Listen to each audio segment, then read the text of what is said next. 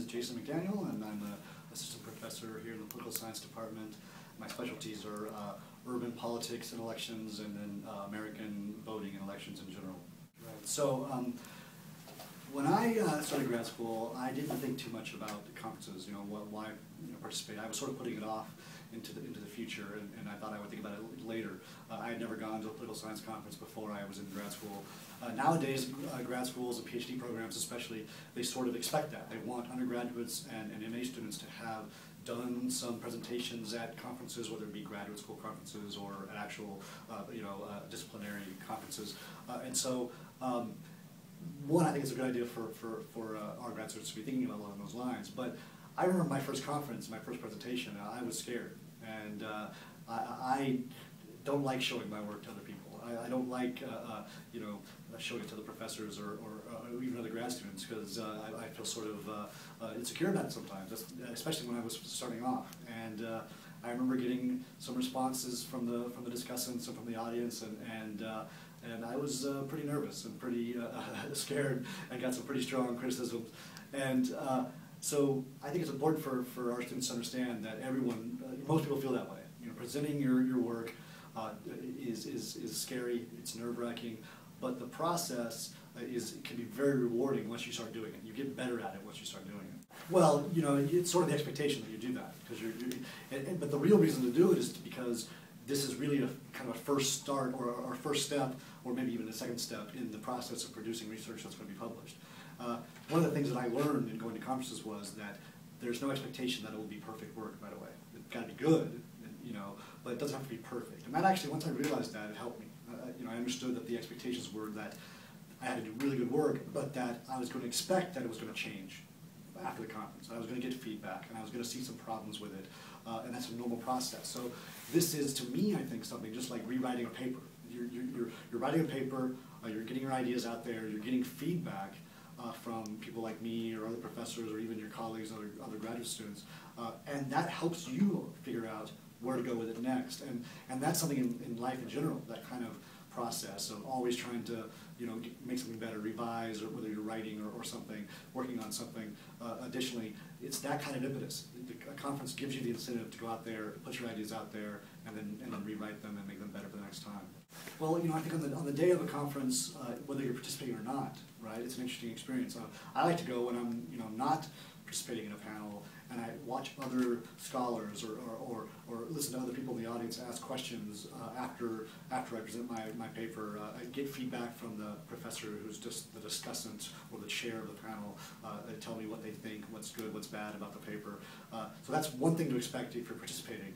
But if you're just in the audience, I think it's a good idea to go as well, and to see how others are responding to the process, and ask questions and see how others are reacting to a paper. You might hear something like, oh, I didn't think about that, while you're in the audience, right? To see how other people had questions and in the research, and how they went about attacking a research problem and presenting their focus. I think you learn how to be a better student in general, as well as a better scholar when you attend these sorts of things, as well as when you participate in them. Well, yeah, notoriously, very few people show up at panels in a conference, and so you'll get sometimes very little interaction with an audience, or it's all about just the panel itself, talking amongst itself. Sometimes you don't get very good feedback, but it is a good networking thing. Like I get to meet scholars whose work I've read, and they get to meet me, and as graduate students, you get to meet your professors, and maybe you want to write a thesis with them, or you're going to write an exam with them in the future. It's a way to understand their thinking and have them get to know you, and so that's another good reason why I think students in our department should be participating in this kind of a process as well. I mean, we generally have students who are either, they want to do the MA and they're working full-time, and they don't want to go on to a PhD program. We have those who will go on to a PhD program, and those who may be unsure. And I think all of them might benefit from this. For instance, even if you're not planning to go into a PhD program, this process of designing a research problem, a question, and writing a paper and to try to answer that question is kind of similar to a lot of things in a real-world work environment.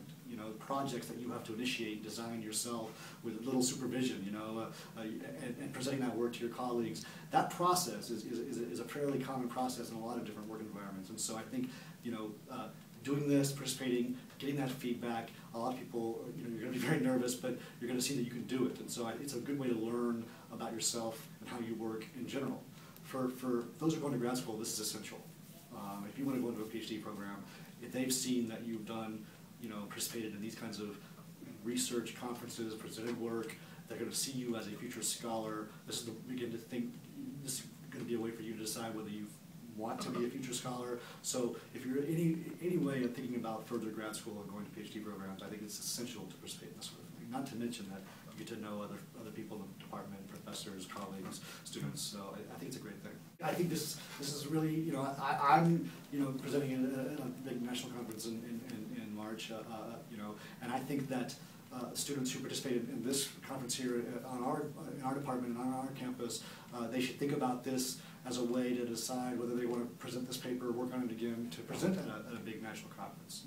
Those presentation deadlines, application deadlines are in the fall usually for the conferences, but this is a way to decide, okay, do I want to do this? So if you are going to go on to a PhD program, your goal should be to present some work at a national conference before you before you apply. And so if you do participate in this conference in the spring, then you can revise it over the summer and apply to present it in the fall, and then you will actually present it in the next spring, a year from now. So I think this is a very good idea to think about that and to at least see some professors and ask them about the process and get to know more about that kind of process.